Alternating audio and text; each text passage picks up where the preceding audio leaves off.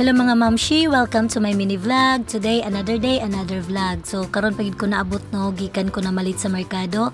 Nagpalit ko gamay nga prutas o gamay nga gulay kay nahutna na gyud kog stock sa mga gulay. So, dito man ko na malit sa farmers market no, mga barato ra gyud kay mga gulay dito. So, nakakita man ko og mangga, so nipalit ko og mangga, barato ra kay Indian mango. Dili man gud kini siya aslom, lami kay siya ni isaw-saw og bagoong. Kaday mamalit ko og mga gulay mga mamshi, ako agid na siyang trapuhan pag-abot. Dayon ang katulang prutas akong hugasan. Then kanada yung kalabasa ako agid na siyang kuhaan og kanang liso kay malata manggod na siya. Pag human ako nagtrapo, ako day na siyang butangan og paper towel. Ayhan ako iputos og cellophane para ma-extend pa iyahang iyahang freshness.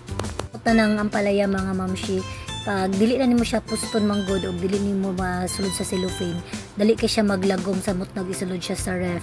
So mo ginang ako na siyang ginaputos og paper towel, ayan ako ginaputos og cellophane og balik para dili siya dali maglagom.